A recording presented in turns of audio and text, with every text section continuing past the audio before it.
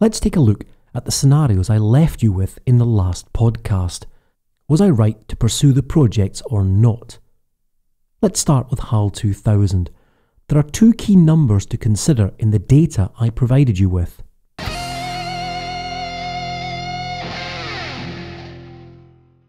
The consultant development cost per hair dye was £5,000. So with 30 dyes in a product range launched every year, that is £150,000 spent on an annual basis on new hair dye development, but without building any internal knowledge or experience to do it for ourselves. You can't build a business that is totally reliant on external consultants.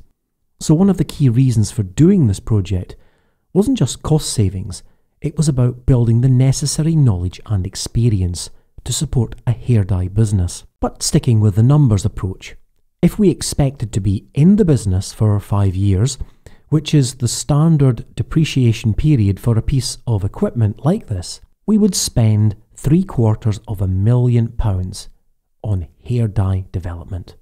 That was 3 times the cost of building HAL, and it would build internal knowledge and experience of how to formulate hair dyes. So using my simplest criteria, A is 3 times greater than B. That's a 3-fold return on investment in the money we would save in not having to use consultants. A is definitely much larger than B, so going ahead was actually a smart financial decision. But forgetting the cost, what about the key benefit that was promised of reducing formulation time from 3 months to 3 weeks? Sadly, we didn't actually achieve that. Because the computer model was predictive, the more data you generate, the better the model gets at predicting.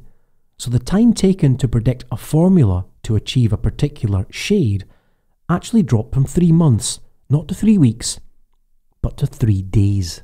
If we think about lead time, that means it drops from 3 months to 3 days. That was a huge benefit that none of us predicted.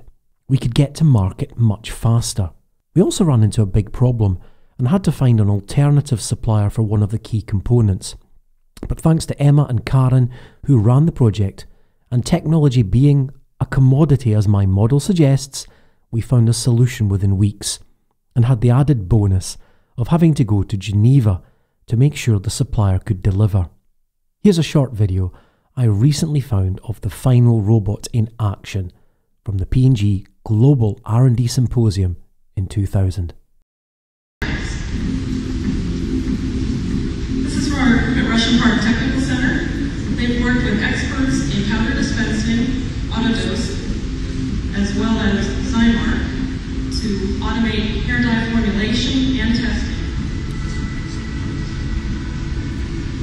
The robot consists of a number of stations, and I'm just going to show you a couple of those.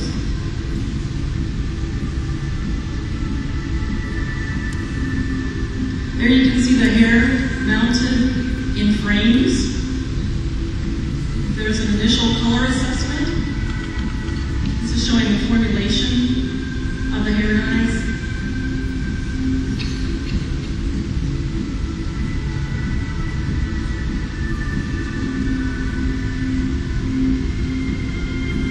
There's the initial assessment of the hair color.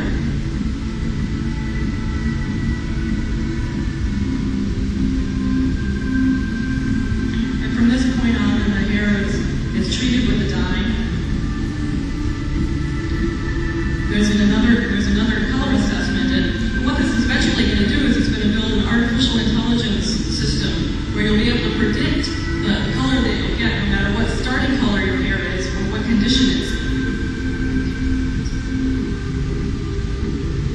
This is the HAL 2000. What some of you may not know is that they're already working on HAL 2001, and it's going to have voice capabilities, and here's a taste of what it'll be able to do.